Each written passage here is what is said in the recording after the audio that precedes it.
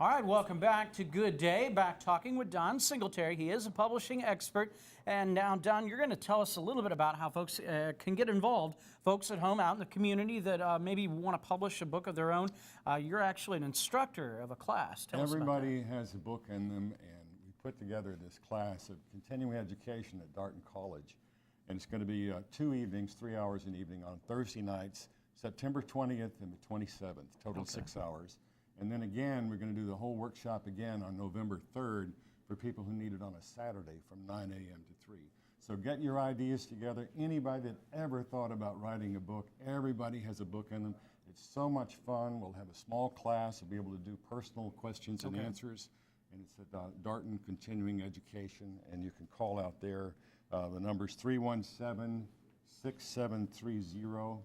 And they also, Continuing Education has a number of other great classes too. Pacific, travel, Costa Rica, they have effective business management, and even cake decorating and a firearm safety course. Okay. Jane Zingaro out there asked me to be sure to mention that. But come on out, get your ideas for a book together. Look on the Darton website. Call Jane Zingaro at 317-6730. Get your idea together, start planning the cover for your book. Okay. We're going to have a great time, and it's really going to be fun to learn how to publish your own book, which you can do for nothing. Put it for sale on Amazon.com. Sweet. Barnes & Noble will show you how to make your own ebooks, whether you sell them or not, whether it's memoirs or you've got the great American novel. Please contact Darton College and come see us. Now, do you know anyone that's actually, like, let's say, made a second living doing this or a second salary? Oh, yeah. I have many, many friends who are writers. Most of them do serial novels. The one's in Raleigh, North Carolina. She has 15 novels she sells on Kindle for 99 cents a piece, and she makes several $1,000s a month. Wow. Just from these little books. There's all kinds of stories. But whether you want to sell your book or not, the important thing is to write it. Come on out to Darton College Continuing Education, and we'll show you how. Yeah, have a copy of it there so, you know, generations to come can see what your story was, maybe. Everybody that comes out, I'll give them a free copy of this book, How to Publish Your Own Book, 7 days for $7. This is cool. I'll just throw this in free for anybody who comes out. I think we'll have a small class and lots of personal questions and answers, so I hope you can make it. We'll have a lot of fun. All right, it does sound like fun. All right, very interesting topic this morning. I never realized how interesting it would be or how close I would think to even making a book of my own. What's the name of your book? I don't know yet. I'm working on that. Hurricane Chris, we'll call it that. For lack of a better name at this point. All right, we're going to go to a break now. More Good Day in your fourth hour to continue right after this. All right, welcome back to Good Day. Time is 8:18. I'm joined here, as I mentioned, with Don Singletary, and he is a publishing expert.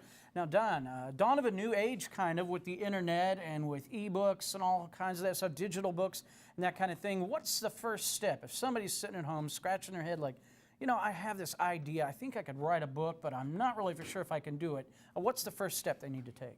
Well, I get asked the question a lot. One of the fun things is to come up with a cover for your book and a title. And that's the first thing you do. The second thing is realizing how easy it is these days.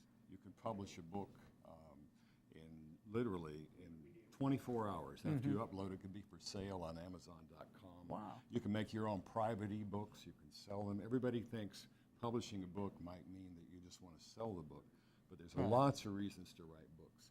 Memoirs, family records. I even had one friend who did an entire softball team with their little baseball cards inside their own book. And you can publish these books. For instance, this little book here is 165 pages, paperback, full color, UV treated and everything.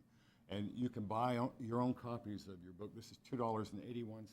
Wow, okay. And you only have to buy one. You don't have to buy 1,000. The old days where you paid somebody $3,000 and you had a garage full of books. But now you can order them one at a time. Yeah. They have printing presses that print 700 pages a minute. They can make a book and spit it out in less than 45 seconds. Wow. And they send it to the customer. They make one at a time.